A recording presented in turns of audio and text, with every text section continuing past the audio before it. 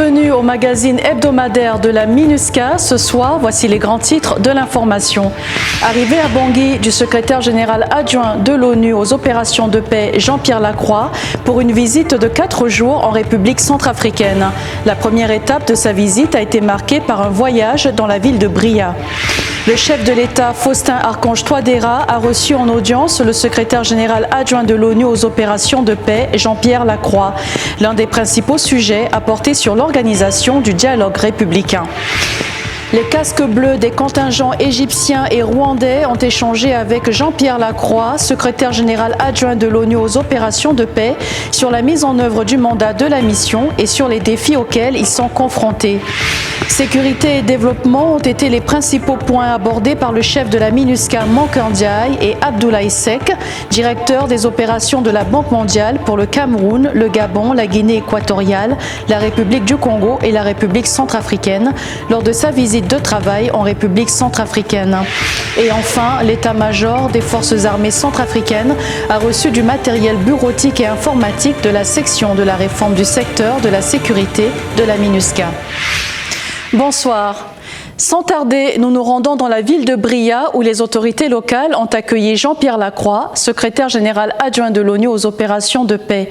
Ce dernier a procédé à la remise de matériel informatique aux administrations publiques et s'est rendu compte de l'ensemble des projets mis en œuvre avec l'appui de la MINUSCA. Il s'est également dit satisfait de la collaboration palpable entre les autorités locales et la MINUSCA. Cette bonne collaboration facilite la mise en œuvre de projets visant à renforcer la sécurité et à contribuer à la restauration de l'autorité de l'État. Crispin Demba-Sakete nous en dit plus. Le vendredi 25 février 2022, dès son arrivée à Bangui, le secrétaire général adjoint de l'ONU aux opérations de paix s'est rendu dans la ville de Bria, située au centre-est de la République centrafricaine. Il y a rencontré les autorités locales ainsi que les membres de la société civile. Ce fut également l'occasion d'apprécier les nombreux projets mis en œuvre dans le cadre du programme de réduction de la violence communautaire. Deux principaux projets d'une valeur de près de 11 millions de francs CFA ont été l'objet d'une cérémonie de remise officielle, à savoir la dotation d'un ensemble de mobilier de bureau comprenant 40 tables, 140 chaises et 15 armoires à la préfecture de la Haute-Koto. La chaîne pénale, que sont l'administration pénitentiaire et le tribunal de grande instance de la ville de Bria, a pour sa part réceptionné 12 motos, 4 ordinateurs et 4 imprimantes d'une valeur de plus de 14 millions de francs CFA. Le préfet de la Haute-Koto, Thierry Évariste Biguenendi, a tenu à remercier la MINUSCA.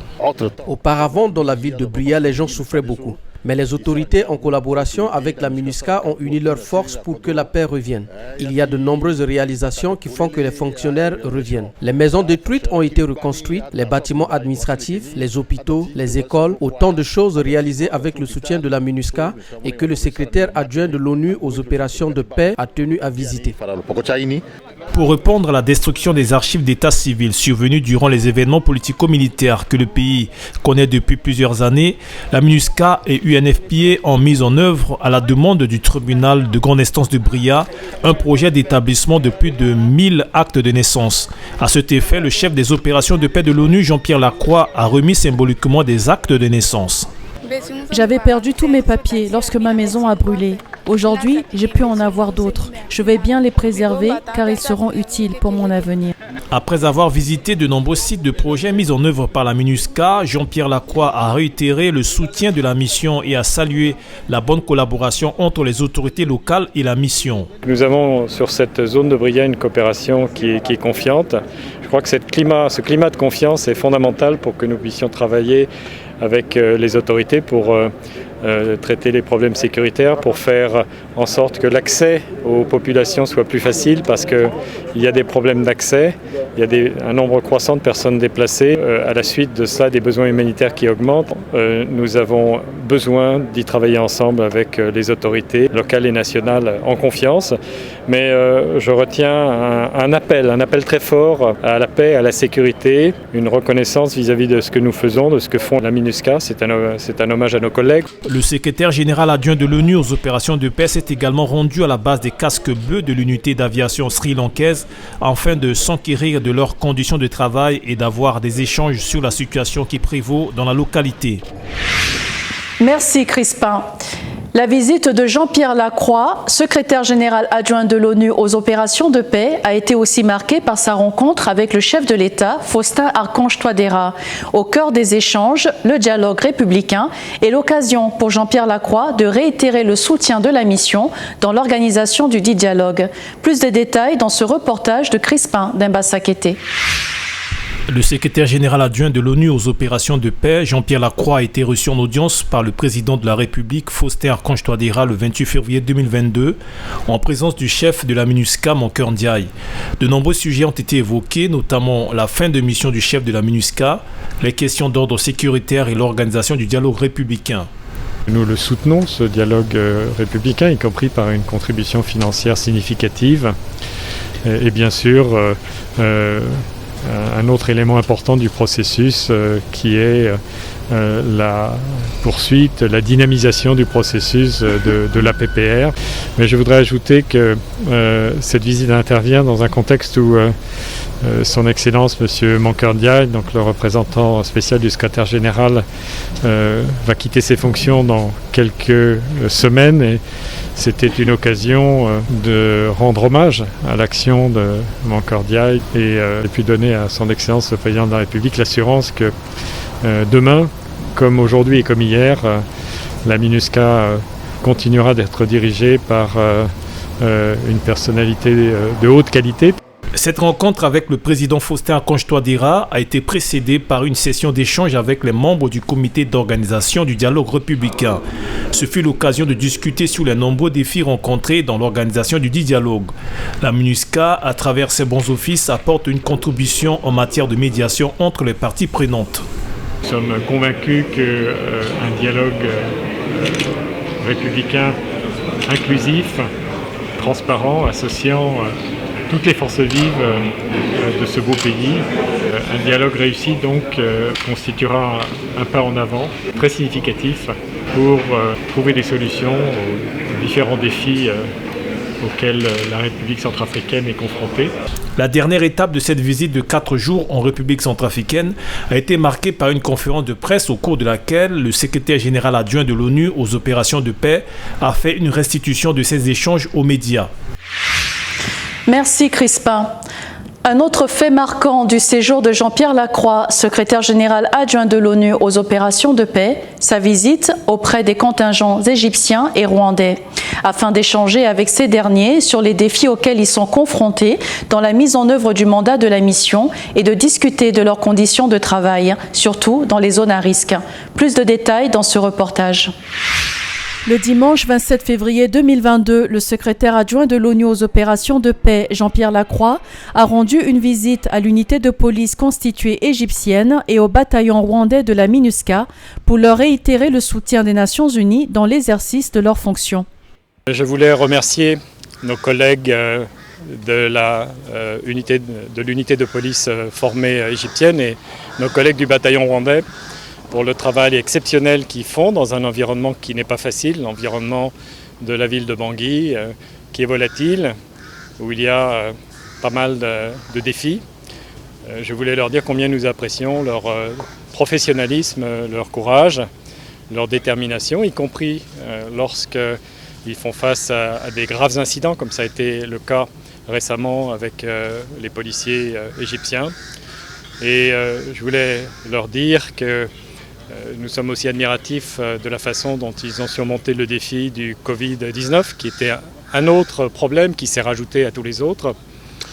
Et enfin leur dire que nous sommes confiants que dans l'avenir, grâce à eux, le mandat, avec nos collègues bien sûr civils, parce que le maintien de la paix forme un tout, grâce à eux, le mandat continuera à être exécuté dans les meilleures conditions, malgré les défis à Bangui et dans le reste de la République centrafricaine.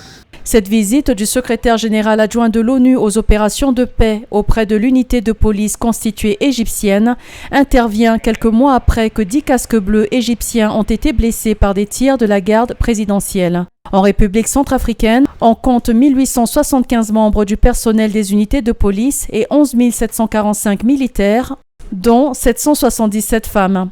Ils ont pour principale mission la protection des civils, conformément au mandat de la MINUSCA. On note également leur contribution au renforcement des capacités des forces de sécurité intérieure et à soutenir la population grâce à des activités civilo-militaires telles que la distribution de l'eau potable et la mise en œuvre de campagnes médicales. Nous vous informons que vous pourriez retrouver sur notre plateforme YouTube la conférence de presse de Jean-Pierre Lacroix, au cours de laquelle il fait une restitution de sa visite de travail en République centrafricaine après ses divers échanges avec les membres du gouvernement, les membres du corps diplomatique, les membres de la société civile ou encore les leaders communautaires. Poursuivons. Le chef de la MINUSCA, Moka Ndiaye, a reçu en audience Abdoulaye Seck, directeur des opérations de la Banque mondiale pour le Gabon, la Guinée équatoriale, le Cameroun, la République du Congo et la République centrafricaine. Il était question de discuter sur la coopération entre les deux institutions pour un accompagnement adéquat dans divers domaines pour contribuer au développement de la République centrafricaine. Reportage. Le lundi 28 février, le chef de la MINUSCA, Moka Ndiaye, a reçu en audience Abdoulaye Seck, directeur régional de la Banque mondiale en visite de travail en République centrafricaine. Au cœur des échanges, la coopération entre les deux institutions pour apporter un meilleur accompagnement et soutien à la République centrafricaine. Nous avons parlé des conditions qui feraient que ensemble on peut avoir cet impact positif sur les populations les plus vulnérables de ce pays. Et au-delà donc de l'apport immédiat aux populations les plus vulnérables, comment renforcer les institutions pour la démocratie, la gouvernance démocratique dans ce pays et bien sûr les conditions de paix et de stabilité. Le partenariat entre la Banque mondiale et la MINUSCA permet de consolider leur coopération pour la sécurité et le développement. Il donne aussi l'opportunité à la Banque mondiale d'œuvrer entre autres dans des zones à risque et d'inclure les opérations de développement dans le processus de paix. Pour contribuer au renforcement des capacités des forces de défense et de sécurité et d'améliorer leurs conditions de travail, la section de la réforme du secteur de la sécurité de la MINUSCA a procédé à la remise officielle d'un ensemble de matériel bureautique et informatique à l'état-major des forces armées centrafricaines. Cette cérémonie a été présidée par la représentante spéciale adjointe de l'ONU en République centrafricaine, Lisbeth Kuliti. Plus de détails dans ce reportage de Merveille Mada Yayoro.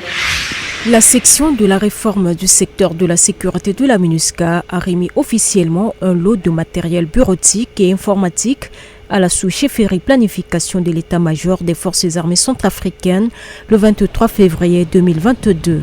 La dite cérémonie a vu la présence des différents chefs de corps, du chargé de mission, le colonel Thierry Konzale, de la représentante spéciale adjointe du secrétaire général des Nations Unies en République centrafricaine, Lisbeth Kuliti, et du sous-chef d'état-major des forces armées centrafricaines, le général de brigade Arcadius Metibongi.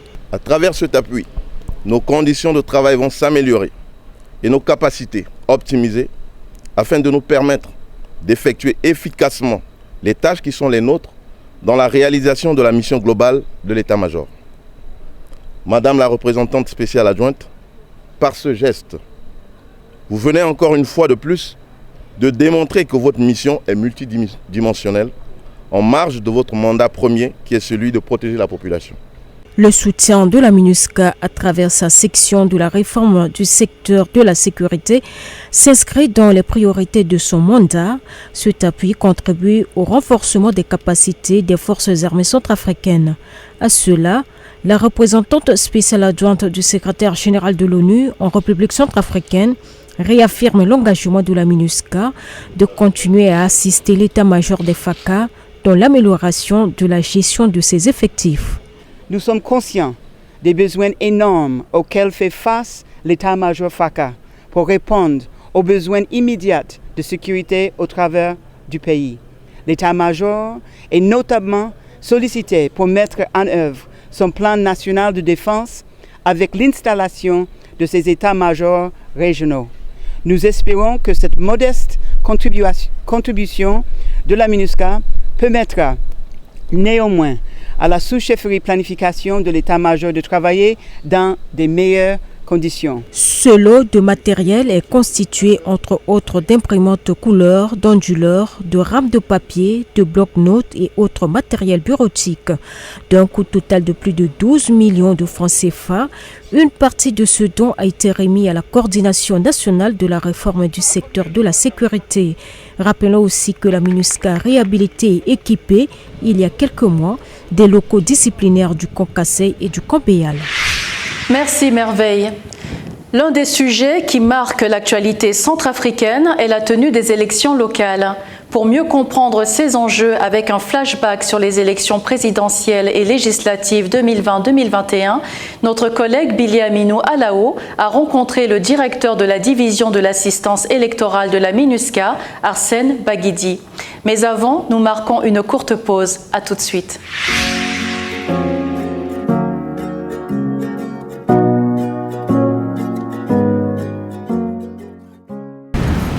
Pour une meilleure prévention contre le coronavirus, toussez ou éternuez dans le pli de votre coude ou dans un mouchoir jetable et jetez-les immédiatement dans une poubelle. Tous ensemble contre le coronavirus en RCA. Nous sommes de retour et sans tarder, nous retrouvons notre collègue Billy Aminou Alao et Arsène Baguidi, directeur de la division de l'assistance électorale de la MINUSCA. Nous les écoutons. Monsieur Arsène Baguidi, bonjour. Bonjour. Vous êtes le directeur de la division de l'assistance électorale de la MINUSCA. Dites-nous en quelques mots, quel est le rôle de cette division au sein de la mission? Conformément à la résolution donc, du Conseil de sécurité qui donne mandat à la MINUSCA pour accompagner le processus électoral, il a été mis en place une division de l'assistance électorale qui est en réalité le bras opérationnel technique de la mise en œuvre donc, du mandat d'assistance électorale de la MINUSCA. Au niveau donc, de la division électorale, il y a 71 staffs composés donc, des internationaux de nationalités diverses et variées, qui couvrent l'ensemble donc du territoire national à travers 17 bureaux électoraux régionaux que nous avons. Ces 17 bureaux électoraux régionaux accompagnent et soutiennent les 129 démembrements de l'autorité nationale des élections à travers tout le pays dans le cadre donc, de la conduite, et dans le cadre de l'organisation et de la tenue donc, des élections. Ça a été le cas à l'occasion des élections présidentielle législative de 2020-2021, il en sera ainsi par rapport aux perspectives donc, des élections locales qui sont prévues. Justement, où en sommes-nous par rapport au processus électoral en République centrafricaine? En termes donc d'état des lieux du processus électoral en plus centrafricaine, je peux vous dire que ce processus a été lancé depuis 2019. Et depuis 2019, donc 3 ans après, on peut quand même se réjouir. Parce que la République centrafricaine dispose aujourd'hui d'un fichier électoral fiable. Il s'agit donc d'un fichier électoral informatisé, biométrique, et qui comporte près de 2 millions d'électeurs inscrits dans ce fichier électoral. Vous savez que sur la base donc, de ce fichier électoral, les citoyens centrafricains disposent d'une carte d'électeurs biométriques avec des photos, tout ça. Je peux vous dire qu'il y a par exemple certains citoyens qui n'avaient jamais eu l'opportunité de disposer d'une pièce d'état civil. Et grâce aujourd'hui à cette carte d'électeurs, il y en a même qui l'utilisent pour faire donc des transactions. Donc nous avons ce fichier électoral dont j'ai parlé tantôt, fiable, qui existe. Je peux vous dire par exemple que nous avions pu accompagner l'organisation et la tenue des élections présidentielles législatives. Ce qui permet aujourd'hui d'avoir un président de la République, d'avoir 140 députés, ce qui a permis à la République centrafricaine d'éviter complètement la rupture avec l'ordre constitutionnel, d'éviter toute mésaventure vers une prétendue transition politique. Donc l'ordre constitutionnel a été sauvegardé. Il y a eu la consolidation aujourd'hui du processus politique et du processus institutionnel en République centrafricaine. Donc en dehors de ça, aujourd'hui, l'État centrafricain, à travers l'autorité nationale des élections, avec le soutien des partenaires aussi bien des partenaires nationaux que des partenaires internationaux. Dans la MINUSCA, nous sommes en train donc de nous organiser dans les perspectives des élections locales qui n'ont pas été organisées depuis 1988. Donc ça fait 34 ans de rupture avec la décentralisation. Donc nous sommes à pied d'œuvre quant à ce qui concerne les préparatifs pour aller vers ces élections locales qui sont des élections fondamentales pour la consolidation de la démocratie à la base. Et qui organise ces élections? Conformément donc aux tests fondamentaux donc, de la République centrafricaine, l'organisation des élections relève des prérogatives régaliennes de l'État. C'est le pouvoir régalien de l'État centrafricain. Donc c'est l'État centrafricain qui organise des élections, mais à travers l'autorité nationale des élections, qui est quand même cette structure technique pour la conduite donc, des opérations avec le soutien donc, des partenaires. L'État centrafricain qui finance les élections. Mais comme ça se passe un peu partout, compte tenu de la santé financière et compte tenu des difficultés, il y a les partenaires qui viennent donc à la rescousse. Et je peux vous dire, par exemple, qu'à l'occasion des élections présidentielles législatives, l'État centrafricain a fait des efforts en contribuant au financement donc, des élections. À l'occasion des élections locales, l'État a prévu déjà un financement propre de ces élections. Mais il se trouve que ce financement est insuffisant. Et ça coûte combien? Le financement de l'État centrafricain aujourd'hui coûte 2,9 millions de dollars. C'est très important. Sur 15 millions. Sur 15 millions. Parce que le budget que l'autorité nationale des élections a élaboré a adopté pour les élections locales, c'est un budget de 15 millions de dollars. Donc en dehors vraiment de l'État centrafricain, il y a les partenaires qui soutiennent le processus. Et est-ce que vous pouvez nous parler un peu de la contribution concrète de la MINUSCA en termes de chiffres? La contribution de la MINUSCA, vous voyez, le budget de 15 millions ne prend pas en compte la contribution de la MINUSCA. Parce que la contribution de la MINUSCA, je vous en parlerai dans les moindres détails. C'est conformément à la résolution donc, du Conseil de sécurité, je vous le disais, la résolution 2605 a reconduit intégralement tous les appuis que la MINUSCA avait apportés à l'occasion des élections présidentielles et législatives. Les bons offices, l'appui technique, l'appui opérationnel, l'appui sécuritaire. Et là, je vous le dis, l'appui sécuritaire, parce qu'il y a le plan intégré de sécurisation donc, des élections. Et le plan intégré de sécurisation des élections, vous avez vu à l'occasion des dernières élections, la force de la MINUSCA s'est retrouvée à flux tendu. Parce qu'au-delà des missions déjà de la MINUSCA, conformément à notre résolution, c'est qu'il faut assurer la sécurisation donc, du processus. Et ça n'a pas été facile. Donc, il y a cet appui sécuritaire et il y a l'appui logistique. À l'occasion des dernières élections, l'appui logistique, la MINUSCA a organisé 421 vols de Bangui sur l'ensemble du territoire national. 421 vols. 225 tonnes de matériel. Plus de 860 personnels transportés de Bangui à l'intérieur donc, du pays, sur l'ensemble du territoire national. Donc, le transport du matériel de Bangui au chef-lieu des préfectures, des chefs-lieux des préfectures au démembrement et parfois dans les bureaux de vote en fonction donc, des nécessités. Donc, le transport dans les lieux d'accès très difficiles, tout ceci a été organisé donc, par la MINUSCA. Parce que de 2019 à ce jour, la MINUSCA a déjà mis près de 40 millions de dollars dans le processus électoral en République centrafricaine. Et qu'est-ce qui est fait pour rapprocher les bureaux de vote des populations? Nous sommes en train de travailler sur la cartographie. Et cette opération, conformément à la relecture donc, du programme de l'autorité nationale des élections, va démarrer à partir donc, du mois d'avril.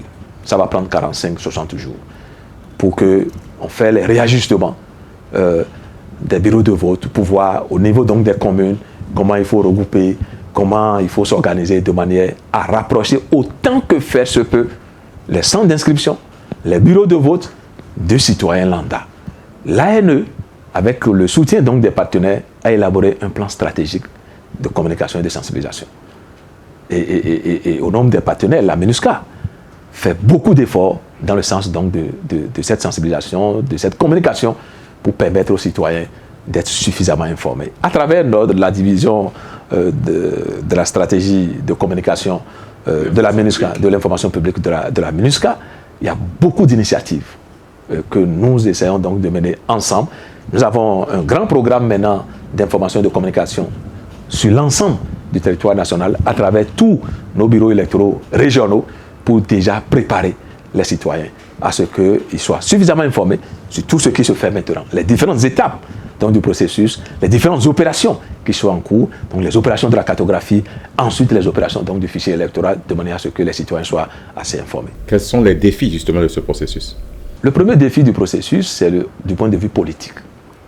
Parce que vous savez, les élections sont d'abord politiques avant d'être techniques. Et il faut que le processus soit inclusif. Et quand vous voyez même le mandat de la MINUSCA, notre mandat d'assistance électorale, vous allez voir que le dialogue républicain est un attelage pour les élections locales. Donc, prenons le contexte national, il faut qu'au plan politique, que le dialogue politique puisse donc prospérer. Et qu'il y ait un véritable dialogue politique pour créer un environnement favorable à la tenue des élections dans des conditions transparentes, dans des conditions inclusives et dans des conditions vraiment assez équitables. Aller à ces élections locales, c'est répondre vraiment à des attentes donc des citoyens centrafricains. Donc, il faut qu'au niveau politique, que vraiment le dialogue réussisse pour créer l'environnement. L'autre défi, c'est du point de vue financier. Je vous ai dit tout à l'heure que pour ces élections locales, il y a un budget de 15 millions de dollars.